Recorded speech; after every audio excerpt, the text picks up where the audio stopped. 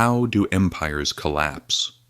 When people think about the fall of Rome, they usually imagine barbarians storming the gates, legions being torn apart, or emperors being poisoned and secretly assassinated in pristine palaces. But let me tell you something. Empires don't just collapse from outside attacks. The real collapse starts from within. And one of the most toxic forces driving this collapse is always the economy. Rome didn't just fall because of invasions or corruption. It was doomed to fall because its currency collapsed. And the lessons to be learned from that collapse are still valid for every modern economy today that thinks it can play games with money and get away with it. Come on, let's set the stage first. For centuries, Rome's economic backbone was the silver denarius.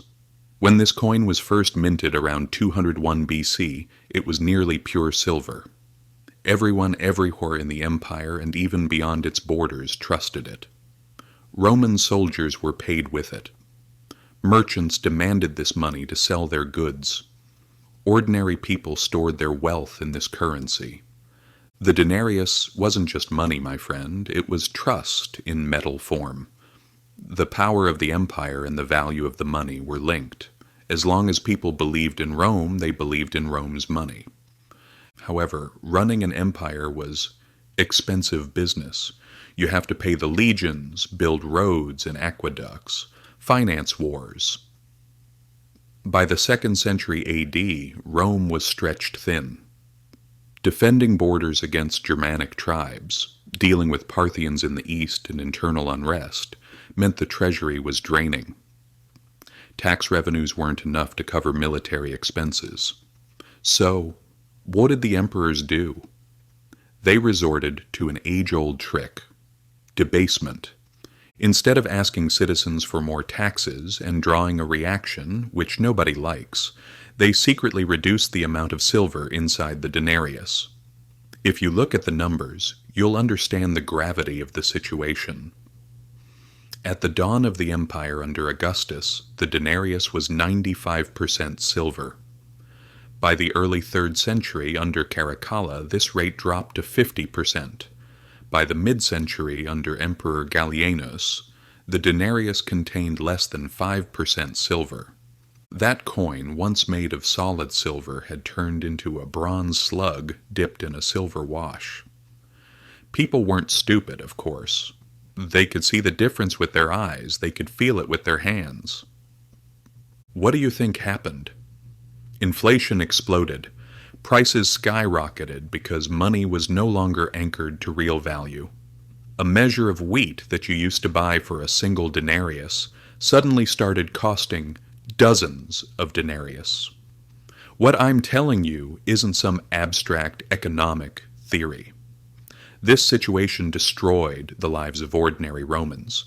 Soldiers said this money isn't enough and demanded higher pay. Merchants stopped accepting these debased coins and started resorting to barter or demanding gold. Local economies abandoned currency and returned to direct exchange of goods because nobody trusted money, that is, the denarius, anymore. The more confidence eroded, the more emperors printed those worthless coins with the logic of, we'll make up for it in volume. It was a complete vicious cycle. And in countless inflation crises since that day, this cycle has repeated itself continuously. The crisis reached its peak during the period called the Crisis of the 3rd Century. Between 235 and 284 AD, Rome spent nearly 50 years full of chaos, invasions, plagues, civil wars, and economic collapse. Emperors changed at a dizzying speed. Sometimes they could only stay on the throne for a few months before being assassinated. Behind this political drama, there was actually a broken, shattered financial system.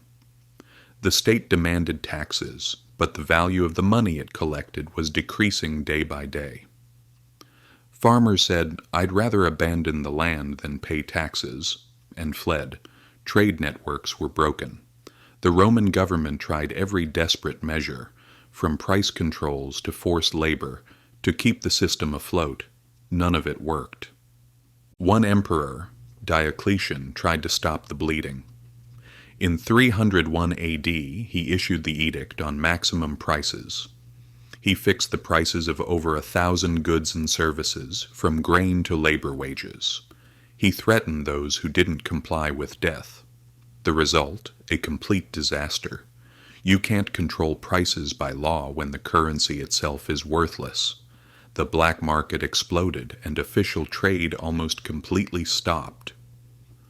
People learned the hard way that laws cannot fix broken money. Eventually, Rome threw the denarius in the trash completely.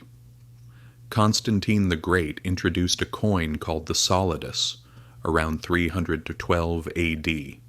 This was pure gold. It provided stability that would last for centuries in the Eastern Rome, that is Byzantium. But by then the Western Empire had already taken the fatal blow. The hollowing out of the denarius had ripped out Rome's economic heart. Armies could no longer be fed. Trade was finished. Trust was completely finished. The fall of Rome wasn't a single event, it was a long unraveling process, and the collapse of the currency was one of the most important threads of this unraveling. So, what does all this mean for us today? It means this. The destruction of money always means the destruction of empires too. Rome thought it could fool its people by minting coins that looked the same but contained less value inside. Modern governments today think they can do the same by printing paper, playing with interest rates, or inflating away debts. But the result is always the same. The people pay the price, wealth is destroyed, and trust is lost. Rome learned this lesson the hard way. If we ignore it, we will learn it that way too. History continued to teach after Rome. Since then, every major inflation crisis has played out the same scenario. Governments devalue money to cover their expenses. The rich and the elites protect themselves with real assets, gold and land, and ordinary people are left penniless. The Roman currency crisis was just the first major example of this, a blueprint for collapse. Come to the 20th century, and you can still hear the echoes. Think of Germany after World War I. They were drowning in debt because of the Treaty of Versailles. The government, just like Rome minting more coins in its time, thought, if we print money, we can cover the debt. By 1923, hyperinflation was burning the country down. A loaf of bread that was 1 mark before the war became 200 billion marks by the autumn of that year. No joke, 200 billion. People were carrying their wages home in wheelbarrows. Pensioners starved to death while their life savings vanished. And just like in Rome, while those with debts saw their debts wiped out by inflation, those with land, factories, or foreign currency came out stronger. Money became worthless, and this economic despair strengthened the political extremism that paved the way for Hitler's rise. Zimbabwe followed the same path in the early 2000s. When production fell and debts rose, the government embraced the printing press. By 2008, inflation reached a mind-boggling level, an annual rate of 89.7 sextillion%. It's hard to even pronounce the number. Prices were doubling every day. Shops couldn't catch up with changing labels. Eventually, Zimbabwe completely abandoned its own currency, and the people started using the US dollar. But don't just look at these extreme examples and say, nothing will happen to us. Even in modern developed economies, that Roman model continues to live. Think about America. In 1971, President Nixon took the dollar off the gold standard. He severed the last link between money and a tangible value. From that moment on, the dollar turned into what economists call fiat currency, meaning there is no gold behind it, only trust in the state. And just like in Rome, the urge to live beyond means, the desire to spend, became unstoppable. Over the passing years, debt multiplied, the need for money expanded, and inflation became a constant undercurrent. Okay, maybe we aren't carrying money in wheelbarrows, but our money's purchasing power is steadily being destroyed. To buy what $1 bought in 1971, you need more than $6 today. The coins look the same, the bills look the same, but they have been hollowed out. The trick is always the same, my friend. Governments disguise inflation as growth. Even if the cost of living rises faster than your salary, they tell you, your salary has increased, you've gotten richer. They present debt as investment, even if it actually finances consumption. Even if the majority doesn't own shares, they say, look how rich we are, just because the stock markets are rising. Just like the Roman emperors, while silently stealing value from every coin, every paycheck, they act out the charade that everything is fine, nothing has changed. Do you know what makes this dangerous today? The scale is global. Rome's collapse was regional. Weimar Germany was national. Zimbabwe was local. But today, the entire world runs on these unbacked currencies, massive debts, and central banks ready to print trillions at the first sign of a crisis. So, the next collapse won't be limited to a single country. It will ripple across the entire world in waves. And if history has taught us anything, the ones who suffer won't be the elites who own assets. It will be the millions of ordinary people, us, who rely on salaries, pensions, and increasingly fragile money. So, what lesson should you as an individual take from this story of Rome? First, understand that inflation is not a mistake, it is a policy. It is a silent tax that has been destroying empires for 2,000 years.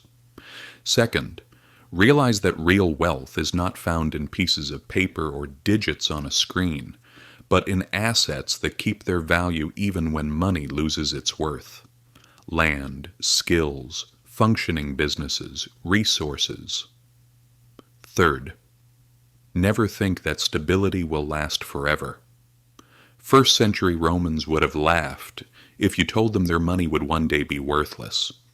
Germans in 1913 would have mocked the idea of carrying money in wheelbarrows. Everyone said, nothing will happen to us, but the same story played out in all of them. The fall of Rome reminds us of this. Financial systems collapse first slowly, then suddenly as trust evaporates. When money stops being real, society itself begins to collapse too. Contracts aren't kept, trade breaks down, the army dissolves, the state loses its legitimacy. The barbarians at the gate might finish the job, but the real killer is always inside the treasury. And here is the final word for you. History doesn't repeat, but if you don't understand it, it will crush you anyway. The Roman currency crisis wasn't just about bad emperors or greedy rich people. It was about how fragile money itself is when abused by those in power. And that fragility has never gone away. If what I've told you has given you a new perspective, hit the subscribe button. Because all the answers are hidden in history.